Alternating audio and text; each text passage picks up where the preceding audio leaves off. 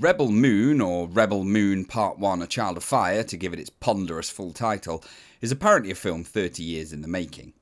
So the story goes, Zack Snyder and his friend Kurt Johnstad were sitting on a plane discussing each of their favourite movies when they came up with the incredibly novel idea of doing a mashup between the two. Star Wars and Seven Samurai, in case you're wondering. Cue high fives and a bottle of champagne, I'm sure, but it took until COVID to make the movie actually happen. After spending 2 hours 15 minutes watching what they've produced, I'm starting to wonder which out of the pandemic and the film was actually worse. The truth is, Rebel Moon's a disaster. Not in the sense that it's broken, actors act, the script had words in it, people fight each other. It works, it's watchable, but it's so atrociously put together in the ways that matter for an audience's enjoyment, and so derivative of other films that it's hard to believe this is the best that a talented director like Zack Snyder can come up with.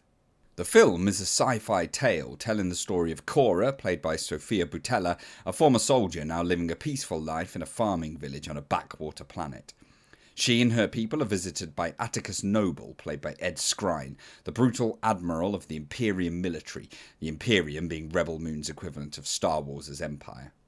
After a bit of a dust-up, the village finds itself under threat, and Cora has to go on a planet-hopping odyssey to try and put together a team capable of defending her home. On the way, they meet a roguish spaceship captain called Kai, a beast tamer called Tarak, a cyberpunk ninja called Nemesis, and a down-on-his-luck former general known as Titus. But when Admiral Noble and his Imperium chums start to close in on the gang, their chances of saving the village start to slim. Will Cora manage to keep everyone safe, or will the demons of her past haunt her once more? Boy, where to start with this one? Probably best to kick off with how derivative Rebel Moon is. It's a Frankenstein's monster of a film put together from so many other bits and parts that it's hard to see the creature beneath it all. A scene stolen here, a character there, a plot point borrowed. I've seen lots of people talking about how close this movie adheres to the Star Wars outline. The idea was once in contention to be Disney's first Star Wars movie, apparently, but that doesn't do it stealing justice at all. Rebel Moon copies from everything. Seven Samurai, The Magnificent Seven, almost everything that happens in the film you've seen somewhere before. In a way, that is filmmaking. Old ideas, different skin, just this time they forgot the new skin.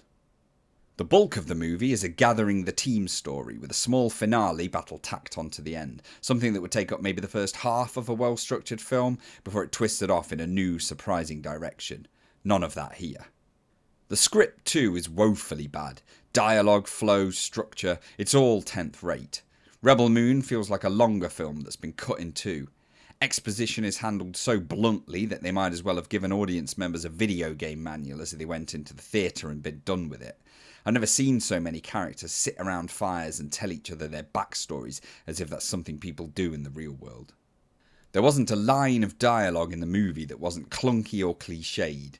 Adding a dramatic scowl or a piece of over-earnest melodramatic acting doesn't do much to make it any more interesting.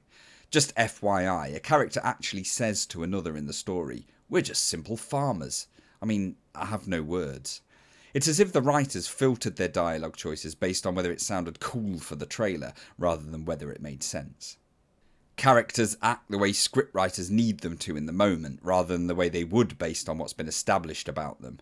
None of them want anything other than the very surface level desire to defend that village, and what this means is that there's nothing memorable about them. Some are introduced with no explanation so that you're legitimately wondering who they are and what Cora wants with them. They're all straight-faced, brooding, dull people. No Darth Vaders or Han Solos here. I feel sorry for the actors in this one because they really do try hard with what they have.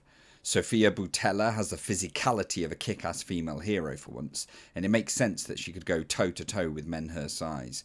Charlie Hunnam tries to give his character a bit of that roguish charm that came so effortlessly to Harrison Ford 40 years ago, and Skrein does a good job as the sadistic Atticus Noble, even if his shirt and slim black tie outfit looks a little out of place in this sci-fi world. But you can only do so much with a script as bad as this, and I don't think the actors here are going to be putting Rebel Moon at the top of their CVs.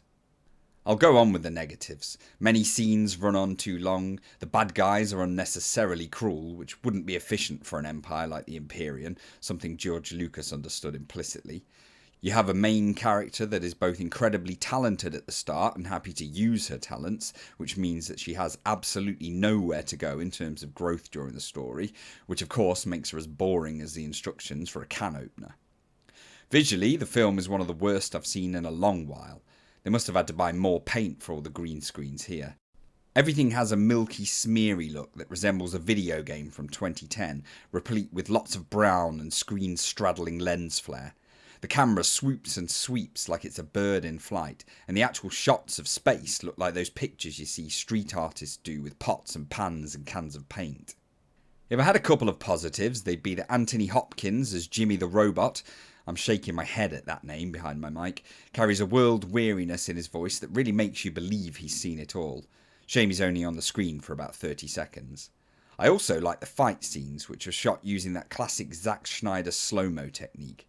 Sometimes it's a little over the top, like when a character jumps off a building onto a spaceship and you get a lingering ET-like silhouette, but in terms of working out what's happening in a brawl, it's a godsend. Ultimately, Snyder needs to forget writing his own scripts and start using his directorial talents to bring other people's stories to life. When he does that, as he did with 2009's Watchmen, the result can be fantastic. When he doesn't, you get Rebel Moon, a film for people who just want popcorn in their lap, light in their eyes and sound in the air, and don't really care much about the form of either of the latter two. Anyway, nothing more to say. This is Movie Maverick, signing out.